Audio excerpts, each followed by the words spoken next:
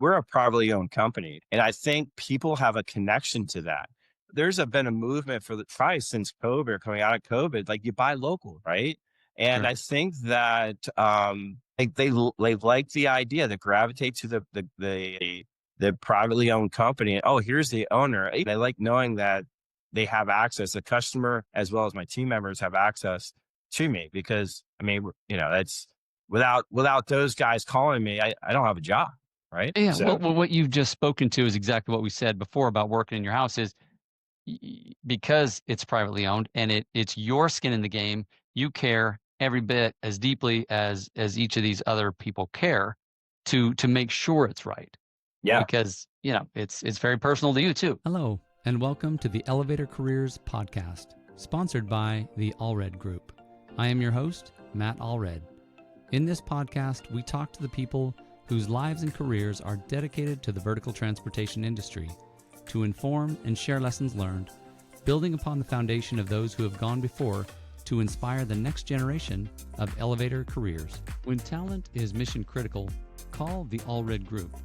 With industry expertise, top talent, and exceptional customer service, you need the Allred Group on your side. Your priority is their priority. Call now, 404-890-0445. In this episode, I interviewed Travis Hall, CEO of Alliance Elevator Solutions. Travis discusses the concept of being first in class in business, emphasizing authenticity and aligning with the right partners. He shares insights on navigating industry challenges, the value of educating customers, and the significance of understanding customer needs for long-term relationships. Travis encourages aspiring entrepreneurs to pursue their passions and highlights the supportive nature of the elevator industry. Well, Travis, welcome to the show. Oh, thank you for having me, Matt. Thank you. No, I'm excited. You talked about becoming first in class and the need to build on honesty and trust. And I want you to define that a little bit better for me and our listeners. What does first in class mean to you, and how does that affect the way and shape your business? In other words. Yeah, I think first in class for me, it's not just for me in the Alliance Elevator or for me personally. I think it kind of goes hand in hand. I think if you're going to, put a goal in front of you and you recognize what that goal is, and in the back of your mind, you kind of got, a process to reach that goal. You look at that process and you're like, how can I do this? Not just to one up my competitors or get the job done. You try to do it in a way that makes the most sense. You do it from, is it the most efficient way? Is it the most cost effective way? Does it, for example, like that customer appreciation party we had, do we have enough bang for buck? And so I think you just kind of look at those processes and you line your actions with what it takes, what it really means to do it the best you possibly can. Based on the resources or the tools that you have available.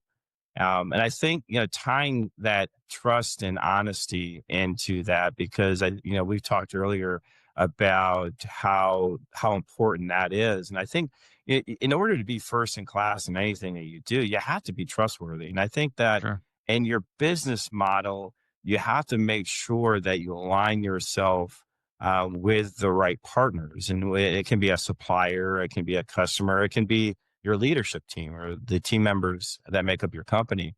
I think there's a lot that goes into trying to be first in class. And I think the first and foremost is being trustworthy and what you do and how you do it. And you're basically you back up what you say, you do what you say, kind of thing. Just very basics. Yeah, no, I like what you said. I mean, you started off with saying not just focusing on what your customer's doing, which kind of in my mind, I see the image of kind of not just following behind, but maybe there's. I think what I'm hearing is with that model, there's a level of inauthenticity, whereas being first in class kind of means being true to yourself and saying, "Hey, here's what I have to give. I'm going to do my very best at giving it." And it may or may not look like what my customer has because you know what? They may have different gifts, skills, resources, and I'm not going to try to compare. Yeah, I'll give you an example of what happened recently. I'm fortunate enough to work with the folks from Secor. Had an opportunity to see their facility outside Milan, Italy, had an opportunity to meet their engineering team, and I was blown away. I asked them, first I came to their facility, talked to their folks about a machine. I was looking for a traction machine. And they took that concept, that idea of being first in class themselves and just took it to another level. It's like, if we do this, we can use this machine, and then we use that machine, we can use this governor of safety. And all of a sudden, from starting at a machine, all of a sudden I had what we call in the industry a group one arrangement.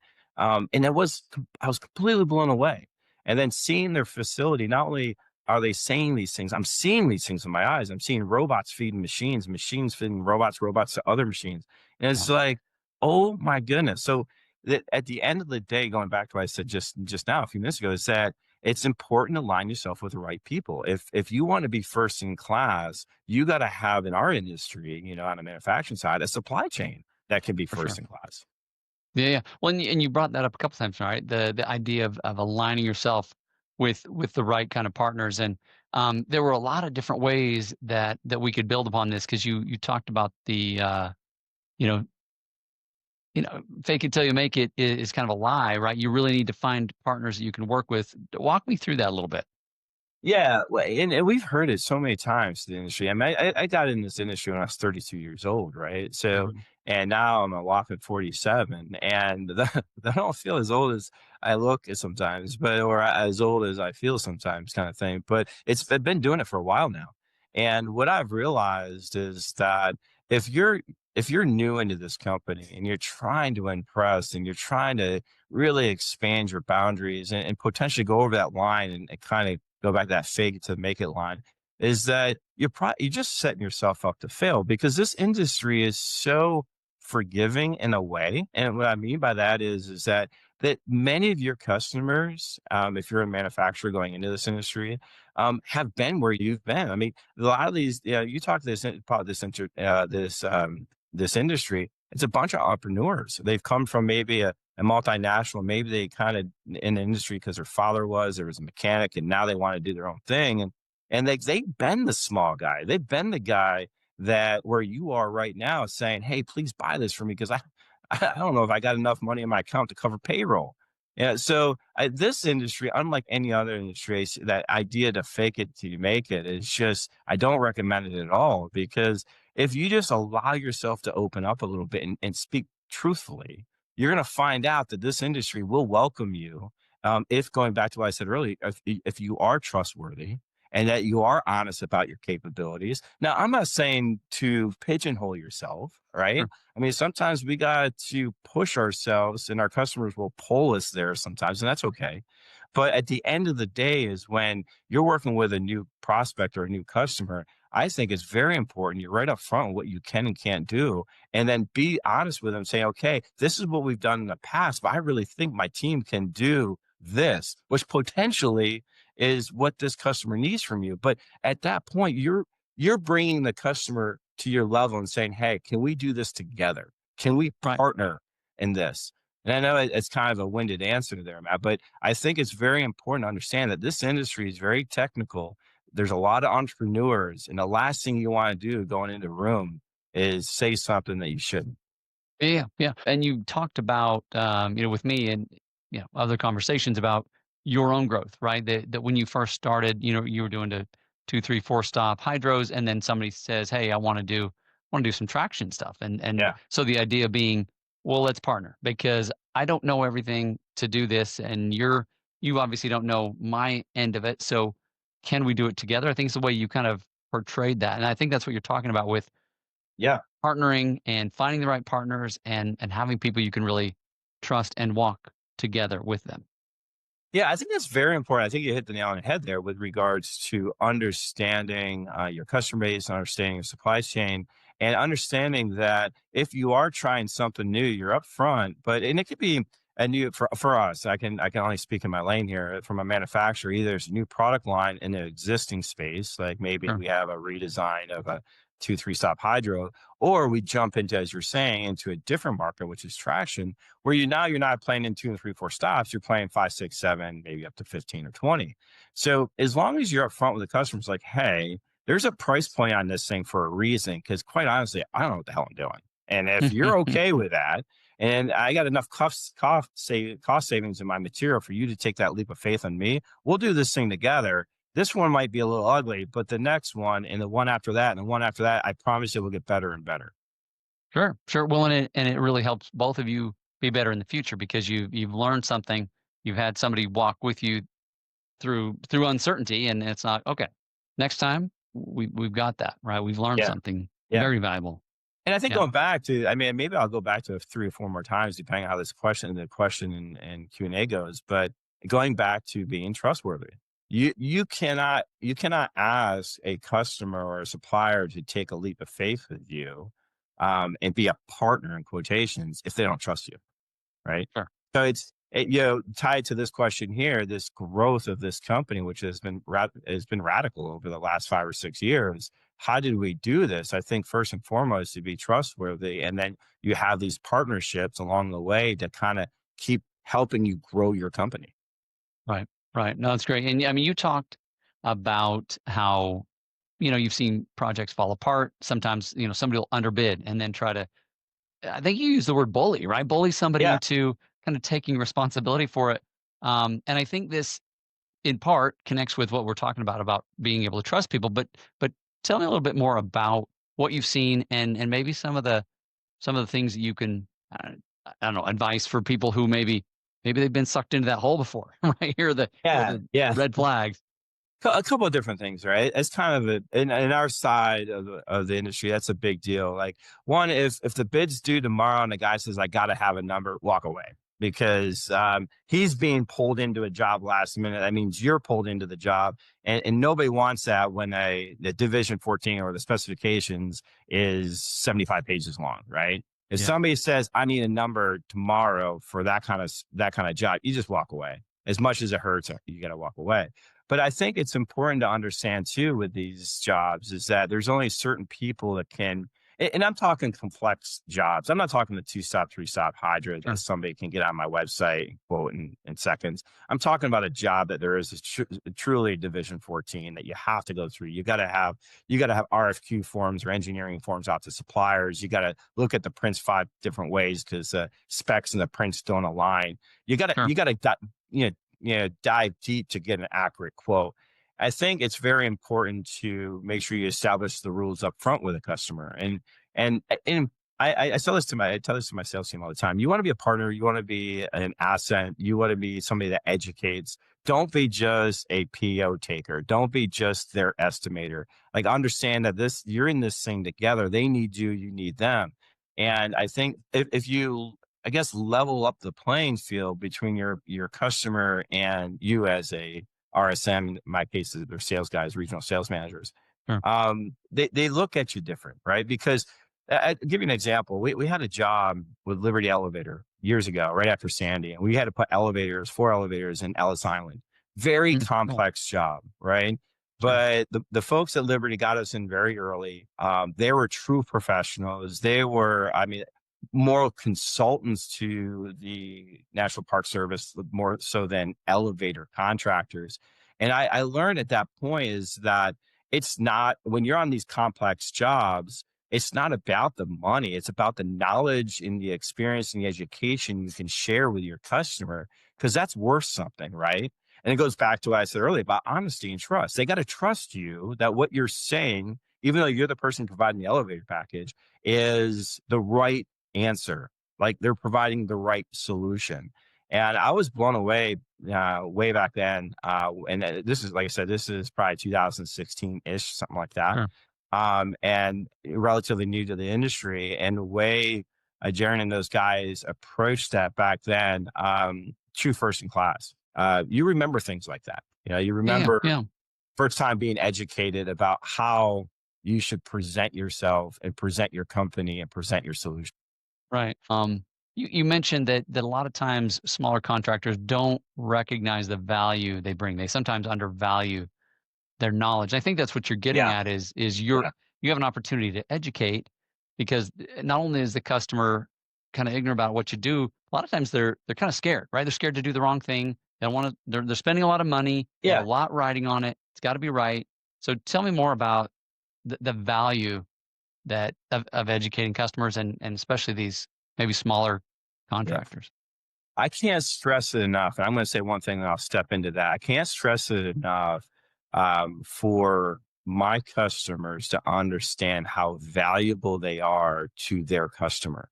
And really the mods are very, very attractive because you get to talk typically one-on-one with a building owner or the consultant that's working directly for the building owner. So there's a lot of value there, and we'll probably talk about that a little bit later on. But with new construction, there's a couple roadblocks, right? You typically got an architect, you got GC, maybe a consultant, then the building owner. So the decision maker is really, really far away. And the GC wants to make it about price, right? Well, guys, we're not in a commodity market. An elevator package is not a commodity. A commodity is tied to price. We're tied to a solution. We're tied to the value proposition. We're tied to the true cost of ownership, right? And I think that a contractor that owns his own business, that can work a Saturday without necessarily billing the GC, or potentially they don't charge for mobilization when their competitor on bid day does, but that's in the fine print. Or maybe they don't talk about how proprietary the software packages potentially can be, and the aftermarket components of that product from the multinationals can be. And I'm not here to throw those guys on the bus, but well, all I'm saying is there is a lot of value that you can bring to that general contractor, and the seasoned contractors know this, right? Right. But they don't want to tell you that they know it because they're looking at price, because they get paid on buying back a job. And I'm a big believer, folks that know me, if you want to understand how somebody thinks, understand how they're getting compensated. So at Good point. GC, they win the job, and how they get profit out of that job is they try to squeeze the subcontractors Sure. out of their profit, so they in turn get profit, and therefore their bonus gets bigger on that particular job, right? It makes sense, right? Sure. But understand that they're trying to put you in a commodity market when you're not a commodity.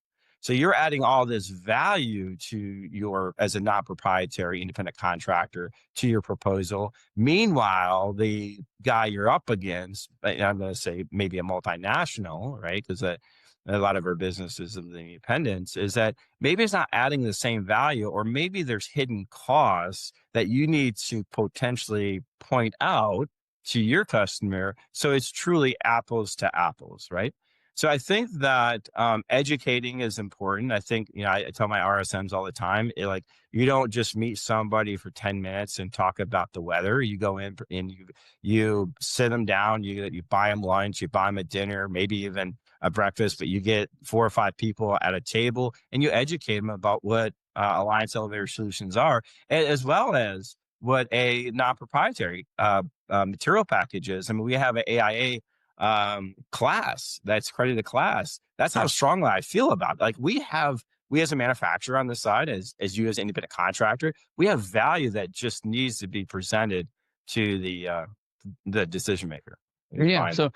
So talk to me just a little bit about that. This is something I've heard, and obviously I'm not out there building elevators, but just wanted to see if you could comment on this. I'm told that developers in particular are kind of always pushing for the lowest dollar, right? Because they don't care so much what happens after they walk away. Whereas, a university, a hospital, government, they're going to live with it. And so there's kind of a different of approach. Is that correct? Huge, a completely different customer base. To be quite honest, we don't even go after the developer, even though they have, if you look at per capita, they probably have a need for more elevator packages than anybody because of the nature of their business, the building and selling. But that's not really, you don't get the value of a non-proprietary elevator. Let me give you an example. For example, just kind of give you in a ballpark idea more so than an example, is that if you buy a brand new vehicle, right, how many times does that go back to the shop in the first year or two, right? It really doesn't. And elevator packages are very similar. Once you get the quirks, if you will, figure it out, and you get them on running, you run on full speed, after the first couple of weeks, I mean, the thing is going to run smooth with very little maintenance, right? We're all about maintenance on this side of the industry. I don't want to say don't do maintenance, but you got to do maintenance, but you really don't have to do a lot of maintenance, just like you don't have to do a lot of maintenance with a new car. So at the end of the day, if you're swapping your car out, say you're leasing, this may be a better example, you're leasing a car every 2 years. Do you really care if you change the oil? Like, you're going to get rid of that car in 2 years. So who cares? Who has to deal with the problems that you're causing in 10, 20, 50,000 miles from now, right? Sure. You Yeah. don't care. But if you're buying that vehicle and the vehicle is, hey, I'm going to have this vehicle for 10 years, you're going to want to maintain that vehicle a little bit different than a person flipping a car every 2. And that's the kind of difference in my mind between a developer and somebody that owns their building. The developer is flipping the properties. Typically the developer is trying to sell as the building's coming out of the ground, as the pylons are being poured. He's trying really, really hard to sell that property off, right? That's his job. He's trying to get full capacity or occupancy. Maybe it's 80%, 90%. There's a number there that he has to hit before he gets out of that building, out of that really investment. That's what it is, a building investment for him. So he's trying to flip that investment. So he's just looking for the elevator to go up and down and work for a year or 2. And after that, he may tell the person that's buying the property, I really care about my elevator. But on the other side of his mouth, he's like, I don't really care about that elevator, right? And I'm not speaking for all developers. I'm just saying about my experience. Meanwhile, a hospital or institute or even a person that owns their portfolio of properties, they want a elevator that goes in at a competitive price, but is competitively priced when it comes more importantly on the service and maintenance. They want the parts to be lower. They want the service to be lower. They want the monthly fee for the maintenance to be lower. And that's where this independent contractor, non-proprietary component comes into play. And they're very, very valuable there. Kind of the total cost of ownership is what I'm hearing, right? It might absolutely it might cost you a little bit more upfront, but if it costs you a lot less over 20, 30 years, then you're far ahead, unless you're the one kind of checking out after year 2, and so it's a short term versus long term. A good point, Matt. And this is one thing I try to get my RSMs to talk to and to ask from their customers is that because the feedback sometimes is, oh, guys, you're just not competitive. The multinationals, they're going 30, 40% less. I can't touch it. Well, who is asking you for the quote, and what does that project look like? What's that building? Who owns that building? Let's dig deep into why we are not competitive, right? Well, it's this developer is new in town. He's just looking for the best. Like, stop fishing there. Cut bait and let's go to the next fishing hole, because that is not where you're spending your time. You got to spend your time on that university, or as I said before, that maybe that hospital, or and if you know your industry, your region well enough, you know that there's certain architects that do certain things, right? Some architects are really good at K through 12. Some do office space, class A office space. Some do, the multi-purpose, multi-use buildings. So you want to align yourself with people that have a need for your value proposition, not just a need for an elevator.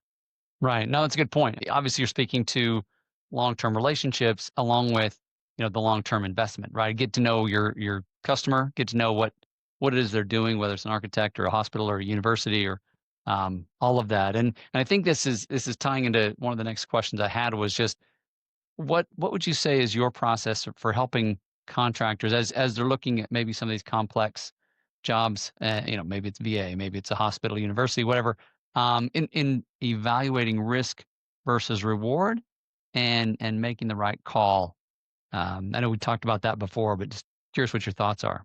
Yeah, it's a big question, right? Because there's a lot of different parts that are connected to servicing that kind of customer, and it's got to be all in, right? So, giving this like we play around the VA, right? And the VA has a unique specification. Everything about the VA is a little bit different than your traditional. Let's say a VA hospital can really speak into just the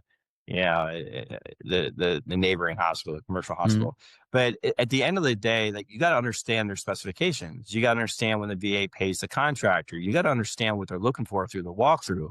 You got to understand that they, go back to that specifications. They want a 12, we'll sell 12 gauge, and I'm making this up, but a 12 gauge panel on their wall instead of a 14. And they want 12 on their ceiling instead of 14. And if you don't go all in and understand that specification, you don't understand how they get paid, you don't understand what they want in the walkthrough and how they actually inspect the elevator, is that you're going to invest a lot of time, a lot of money, pull your partner suppliers in, and it might be for a complete bust. Like if you're doing a 14 car mod, and you've never done a mod before with a VA, but you win the job and you provide 14 cars with the wrong gauge steel on their cab, that could be a big deal, right?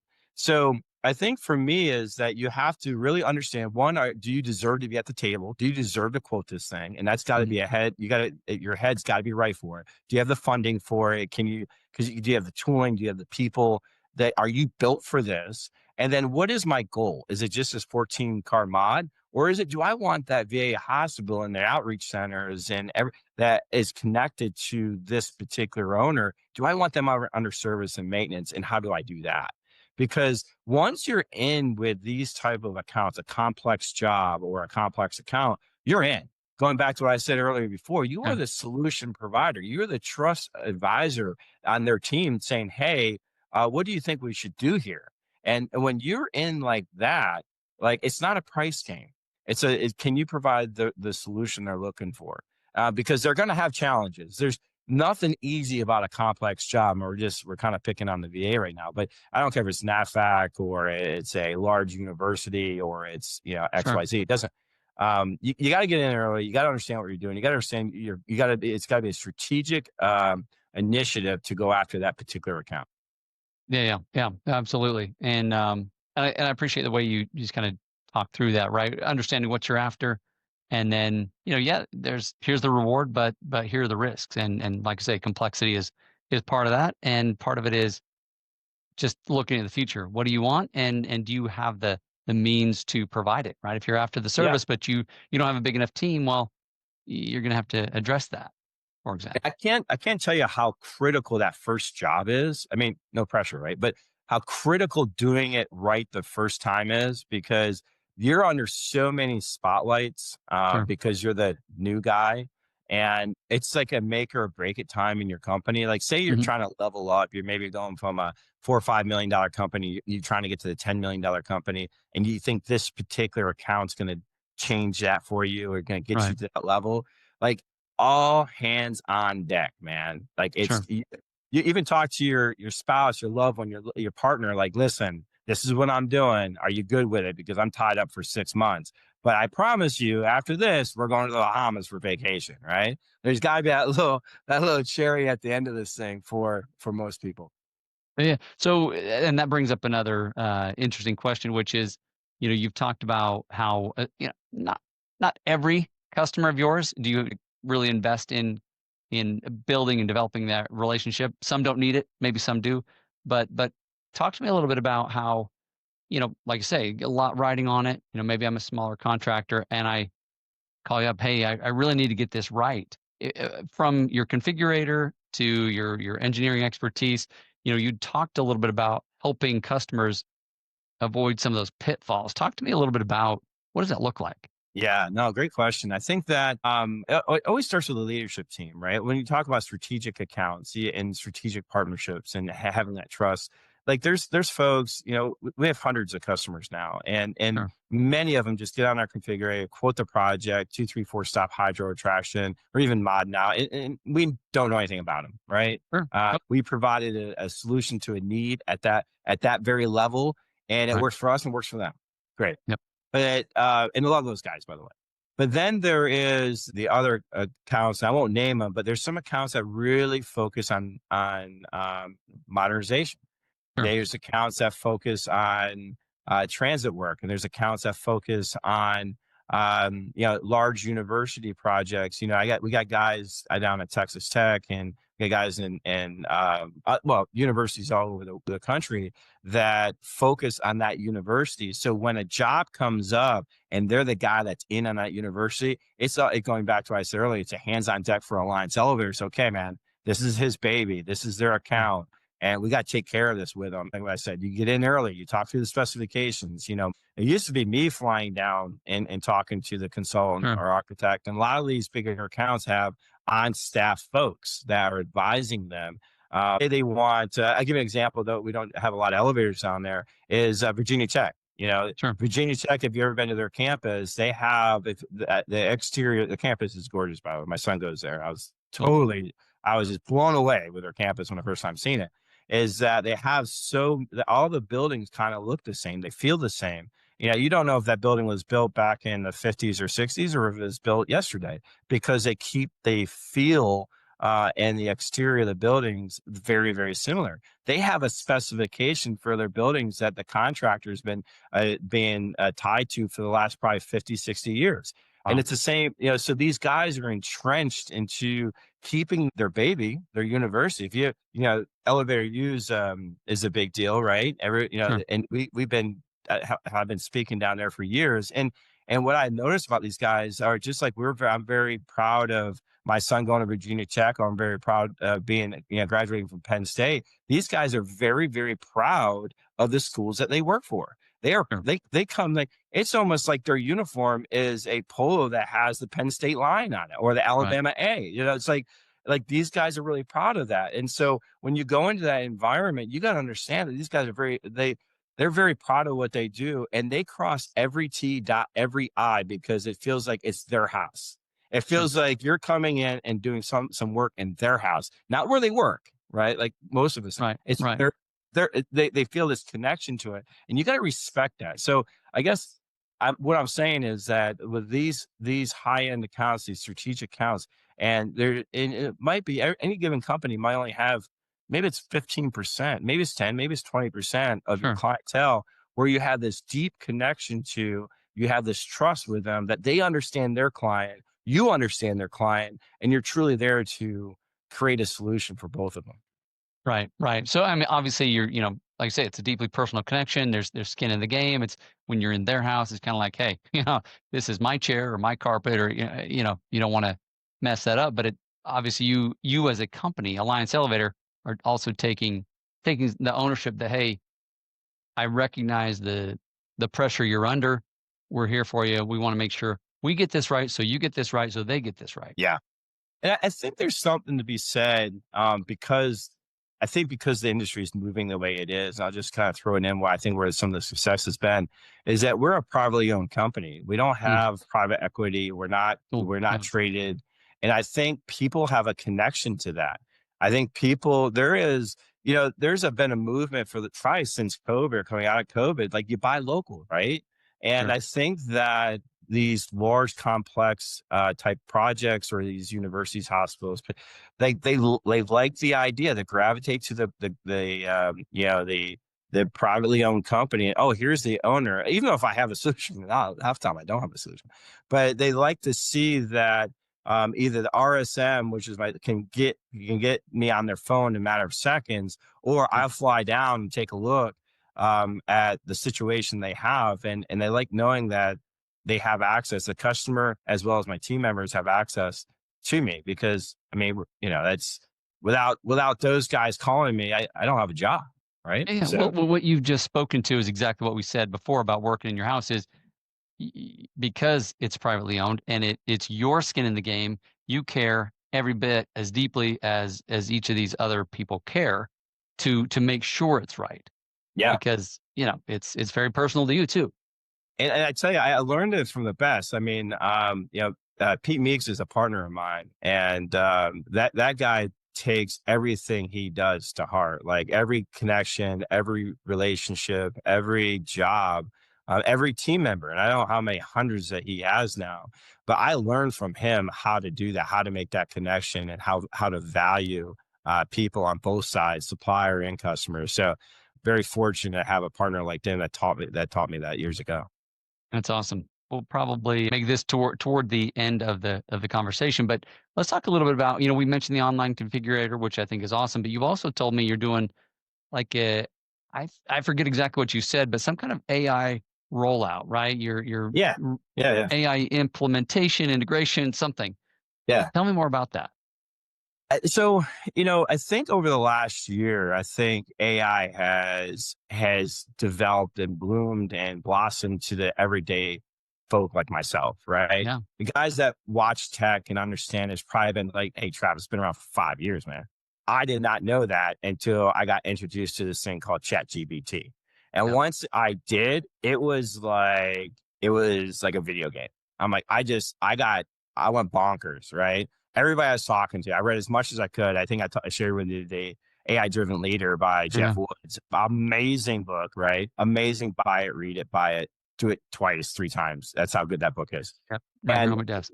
what I realized is that AI has changed. So just like the internet back in the 1990s and early 2000s, and I guess I'm going to go on record saying that I think it's bigger than that. I think Sure. AI in my generation, in my career, I think AI is the biggest thing that hit me and my people like me.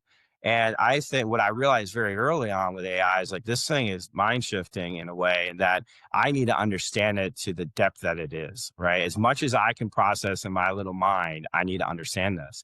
And I think that more I read, I realized that AI is not necessarily going to replace people. It's going to replace people that don't understand AI, right? If you don't know Okay. AI, it will replace you. I promise you. So like that's, I guess that's my little quote of today. But Yeah. I think that what we're doing in our company is, elevator industry, my configurators and all that seem like state of the art for our industry, but hell, they've been around for a long time in other industries. And I Sure. think it's important as leaders, and I don't care if you're an independent contractor, a multinational, or a manufacturer on our side, is that you got to look outside of our industry from time to time and pull in processes, pull in tech, pull in people Some that best make practices. sense for the Sure. elevators, right? Yeah. So I think when it comes to AI, is what we're doing is yeah, we have an AI script that checks our quotes now. We've had that for some time now, and then once we realized that how AI could work, it was like, why don't we just let's just bring it through our company. So we vetted out an AI consultant, and Hmm. we're using it just bits and pieces throughout the organization. Nothing crazy. It's not like we're going AI is going to answer every email out of Alliance Elevator. That's not the case. Maybe at some point, but that's not the Sure. case right now. Right now, it's making sure that my engineers understand what's required from them, like kind of the matching game. Here's the specification. Here's our print. Do they match? Mm. Well, we have reviews, engineering reviews that take hours to make sure that's right now. What if AI could assist us there, right? Not do it for us, but assist us. What if AI could fill out an RFQ form for a supplier on one of those complex jobs, right? So No. like AI is not a strategy; it's a tool. Like For you sure. have a strategy as a company, you build your strategy, you have offsite session, you get your leadership all involved, you start marching, and then you pull in AI to help you on that march, right? So I think some people kind of get that confused. They're like, oh, they want to go gung ho all AI. AI should never be the strategy. It should be the tool, in my opinion. I'm no expert. Yeah. Yeah. Yeah. How would you say it's maybe changing the way that you're operating as a business? The way. Yeah. I wouldn't say it's there yet. I want to make sure we're on, we've had a number of meetings. I have a leadership execution team. We call it Elevate AI is the team. And what we're trying to do is figure out where it makes sense now without just because you got to trust it, right? And AI has to learn. And you Sure. can't just throw it into a big world problem without, you can't let it run without it Well, crawling it and can walking hallucinate, forward. right? I mean, you don't want It will hallucinate. hallucinating anything to be running your business. Yeah, you can't. And you got to understand too, like, let's go back and understand different subscriptions and different software and what does it mean? Are you just feeding the AI, the open AI? Is that what you're doing? No, you better not. You got better have the Teams membership or the enterprise membership. Like you gotta be, just don't start throwing stuff on Chat GP, especially like the personal or free. All you're doing is feeding your competition. You're feeding your Mm, competitors potentially very valuable information indirectly. sure, sure. Yeah, because it just becomes part of the algorithm and guess it's out there for anybody to pick up. So Yeah. Yeah. that's We have some things cooking, but I can't share that with you quite yet. no, it's Right. all good. It's all good. So you have in regards to AI and technology and it's all I mean, just personal confession, right? It's like I want it all right now, right? Yeah. Yeah. Yeah. It's so hard to wait, to develop, to grow, to learn, and yet you had said something I think it was interesting. Focus on flying the airplane first, communicate second, and in other words, run your business first, technology second is the way Yeah. you kind of applied that. How do you balance that in your own company? I think that's important. And where that came from, that comment is that, I was an Air Force pilot, not in the Air Force, but they taught me how to fly. And I got as a young, I was, 19 years old flying an airplane. And we were going into our first large airport, and I'm getting all bothered. Everybody's trying to communicate to me. I don't know what to say. I don't even know where I'm at this point, right? And if anybody's been a pilot in a small airplane and behind the airplane, that's what I was. I was behind the airplane, and like some people understand that that's listening today. And like I started like coming off my approach plan, I was flustered. And my instructor said something very common. It's like, Travis, fly the airplane, communicate second.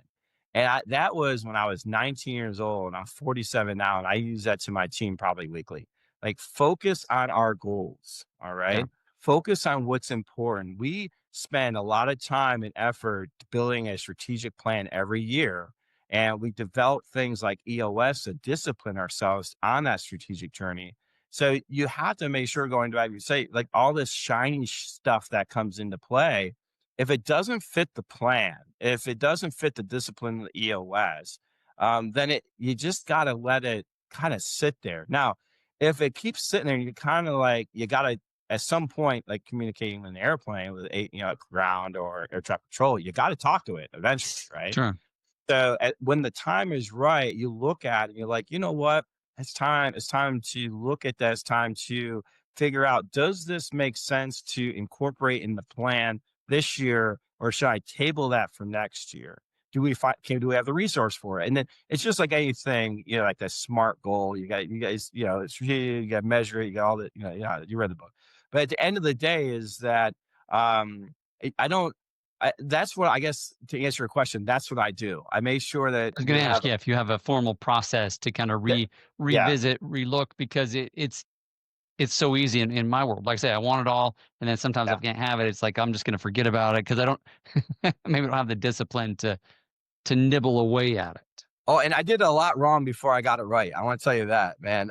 First year is Andrew Egoff is my operations manager, and he started as a draftsman, worked his way up. Probably one of the smartest guys I know. The smartest guy I know in this industry. Love the guy to death. And he's like, Travis, we can't keep doing this. Like, my engineering team's flipping out here because this week you want this, and next month you want that, and I'm like, that's just my personality. I'm a high energy guy, and then he's the guy that kind of said, all right, let's do this step by step. And he's a no frills kind of guy. Sure. Him and I are like oil and water, but we balance like a yin and yang. I don't know how to Well, say. yeah, it sounds like you're the visionary and he's the integrator. You want it all right now, and he's like, Yeah. stop, Yeah. process. And we created this. We were developing this EOS process. And for those that don't know what EOS is, read What the Heck is EOS and then Traction. They're two great books about EOS. And if you got a company more than 5 or 8 employees, I highly encourage using different disciplines in EOS because it can really make you accountable and keep you on your vision, and on your goals. But I think that that's what he does for me, right? He keeps me Yeah. tied, keeps me just like before we actually had the measurable of EOS and the discipline EOS, he was that guy that did that for me. And I think it's important that everybody has that, right? Agreed. If you are a visionary, everybody works in different ways. You have mechanics that are phenomenal mechanics and kind of poor businessmen. If you're a great mechanic and you don't like looking at a computer screen, find somebody that loves looking at a computer screen and hates being a mechanic, because you need that balance in your business. And the sooner that you can get out of the stuff that you don't like to do or potentially your weaknesses, the quicker you can excel at your strengths, right? Yeah, So, yeah. Well, so the third book that came to mind is Rocket Fuel, right? It's kind of the oh, yeah. same authors, right? But it's like you need that combination and to kind of ignite each other's gifts. And if you don't have it, you're off maybe in la la land dreaming too much versus the other person's that's a little too structured to actually move upwards. So Yeah. it's I think there's so many people out there. There's thousands of great ideas every day. I sure, mean, as Americans, we're very creative folk. We have sure. the ability to act upon an idea and start a business, right? There's more entrepreneurs in the United States than anywhere else. But at the end of the day, is that not every idea is a great idea today, right?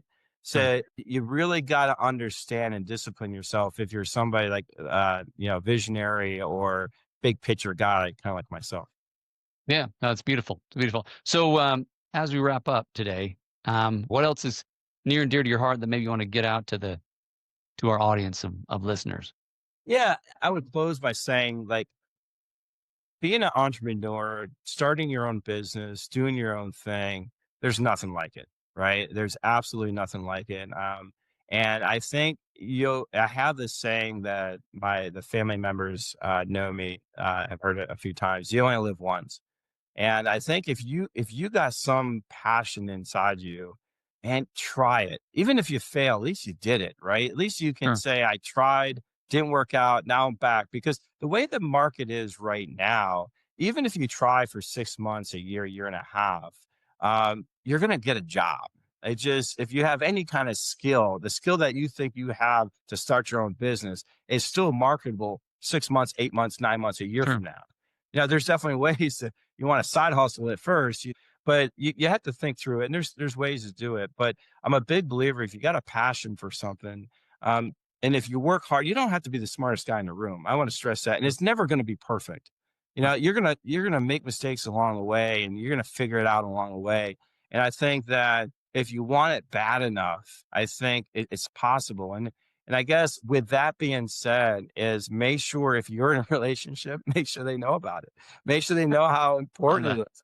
Because when you start your business, man, there's everybody yelling at you. I don't care if it's a customer, a employee, the bank, whatever it is, they're going to be yelling at you all day, right? And when Yeah. you come home, you can't get more of that because there's only so much that can fill at the bottom, right? I think Before it's brilliant. Yeah.